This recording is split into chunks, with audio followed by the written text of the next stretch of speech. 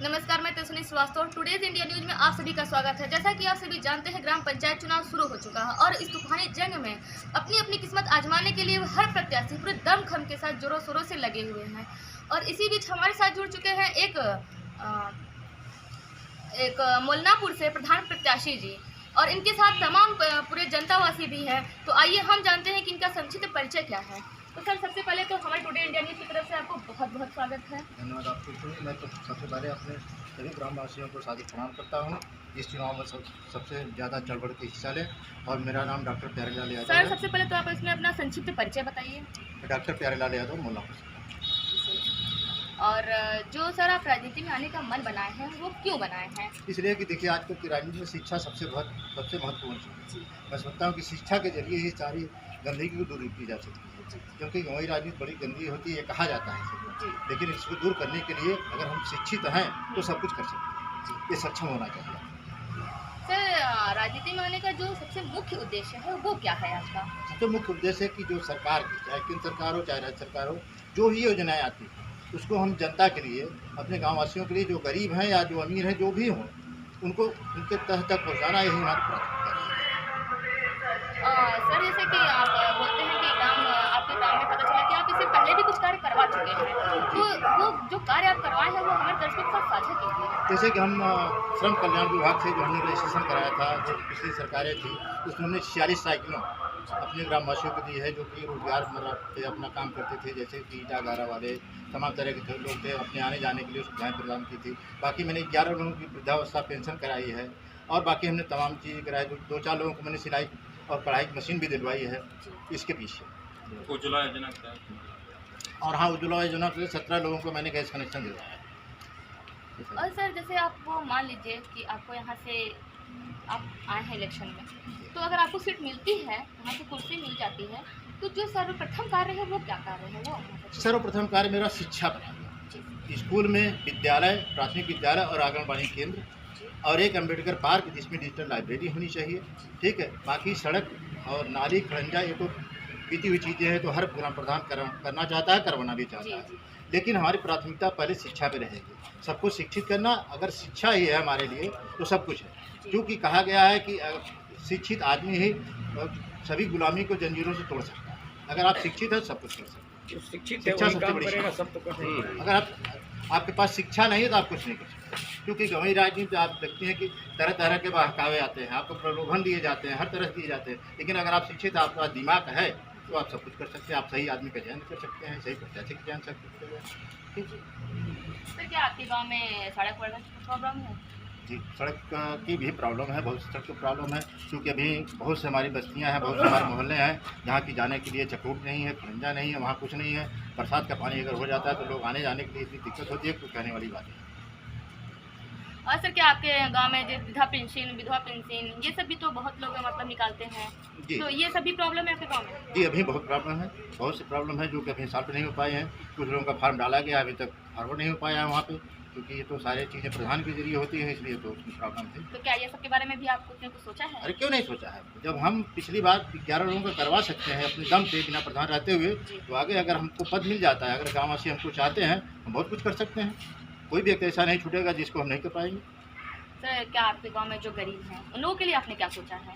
वो भी तो हमारे गरीबों के लिए सोचते हैं कि जो भी केंद्र या राज्य सरकार से जैसे जो भी योजनाएं आती हैं, ठीक है, जैसे कौशल विकास योजना हो गई, उसके तहत सिलाई कढ़ाई बुनाई जो जिस तरह के होते हैं, जो शिक्षित हैं उनके लिए अलग, जो अशिक्षित हैं उनके लिए अलग की व्यवस्था की जाएगी, ताकि लोग यहीं पर रह करके अपना कुछ न कुछ रोटी रोटी कमा सकें। और सर, ये बोलते हैं कि जैसे आप कोई भी योजना, मान लीजिए सरकार की योजना तो हो गई, जो आपकी योजना गांव में आप कुछ भी निकालते हैं, प्रधान जी बन जाते हैं जब आप, तो आप जो भी योजना निकालते हैं तो उस योजना को तो आप जानेंगे, आप निकालेंगे, आपके ग्राम में सभी को तो पता चलेगा नहीं। उस योजना को अपने ग्राम में कैसे फैलाएंगे, कैसे विकसित करेंगे? मेरा विचार है कि हमारे गाँव में 13 सदस्य जी, जो ग्राम पंचायत के 13 सदस्य हैं, मैं उन सदस्यों को हर कार्य बांट दूंगा कि वो अपने अपने वार्ड के जितनी भी समस्याएं हो वो प्रधान तक पहुँचाए, कि उनके हर व्यक्ति की क्या समस्या है वो प्रधान तक पहुँचाए, और प्रधान उसका फिजिकल वेरिफिकेशन कर करके तब आगे कार्य करें।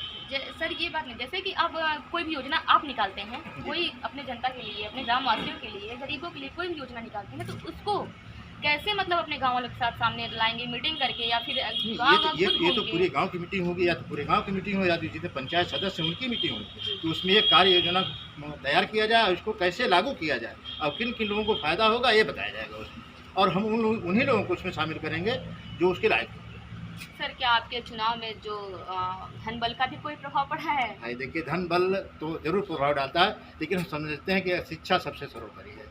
और धन बल तो है ही, क्योंकि लोग चाहते हैं कि हम कुछ न कुछ पाएँ, क्योंकि जितने भी प्रत्याशी जीतते हैं उसमें से कुछ ऐसा कर जाते हैं कि लोग सोचते हैं कि यार 5 साल में कुछ हुआ नहीं, कम से कम जो बंदा आया उसी से कुछ जितना हो सके उससे ले लिया जाए। तो ऐसा नहीं होना चाहिए। धन बल का है प्रभाव तो है, तो इसको दूर करना है, क्योंकि ये सबसे बड़ा भ्रष्टाचार है। जी इसको दूर सर, चुनावी एजेंडा क्या है आपका?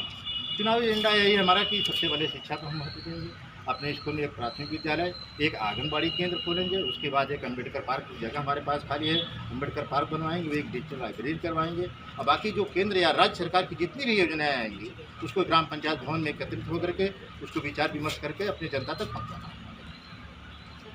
तो आइए, इन्होंने तो अपने विचार व्यक्त कर दिए। अब हम जानते हैं कि यहाँ से जो इनके साथ जनता वासी हैं उनके साथ उनकी क्या राय है इनको लेकर। तो आइए सबसे पहले तो हम इनके जानते हैं, आप अपना परिचय दीजिए हमारे दोस्तों। मैं हाथ जोड़कर विनती यही करता हूँ सबसे कि हमें परेशानी था, इसीलिए हम लोग सब एकता बना के अपने गांव में सबसे बड़ा प्रधान चुना है इन्हीं को, और कि ये जितना परेशानी है दूर करने के लिए हम लोग इनका साथ दे रहे हैं। बस हमारा विचार है कि सब लोग मिलकर इनका साथ दो, ये जितनी मजबूरी है सब खत्म हो जाए, बस हमारा कहना है। तो आप लोगों को विश्वास है कि अगर ये बनते हैं तो आप लोग की प्रॉब्लम दूर हो जाएगी? बहुत बहुत बहुत ज़्यादा दूर हो जाएगी, क्योंकि ये हमारे सिर्फ खास हैं, जैसे बहुत गांव के माना जाना आदमी हैं।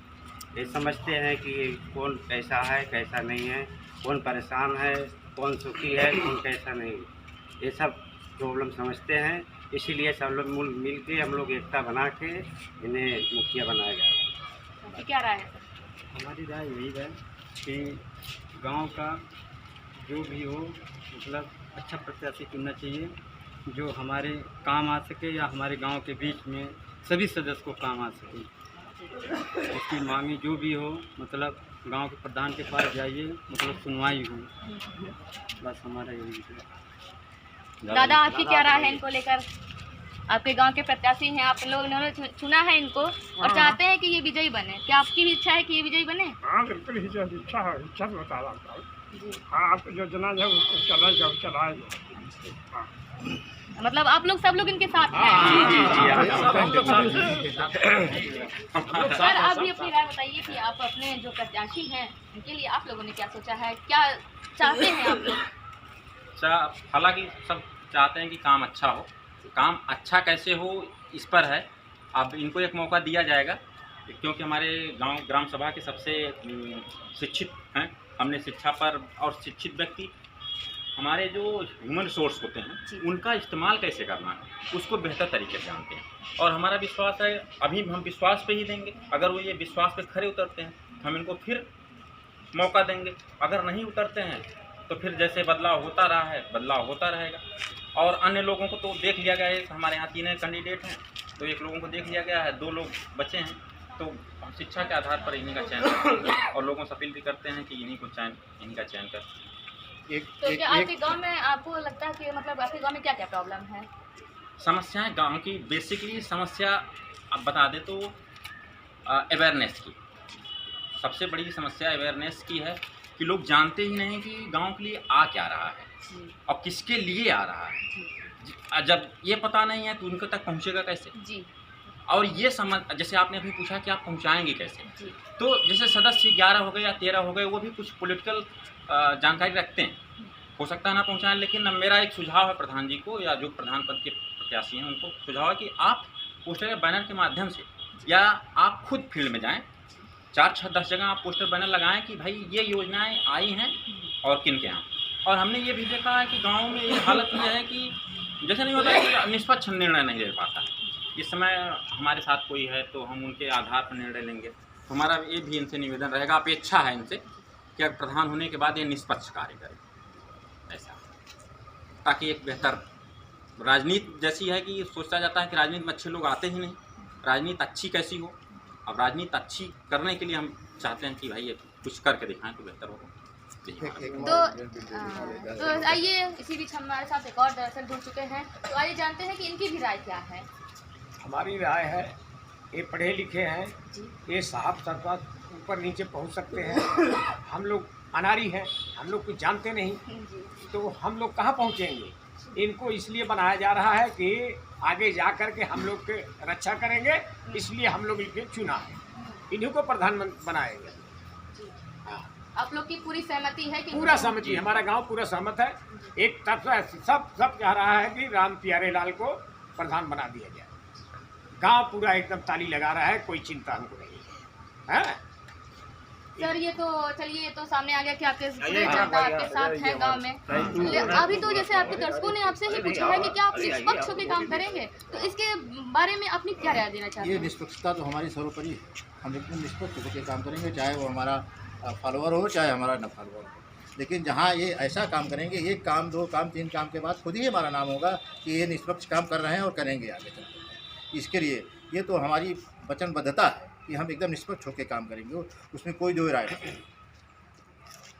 सर ठीक है, ये तो हम सही बात है, लेकिन सर क्या आप लास्ट में जाते जाते भी क्या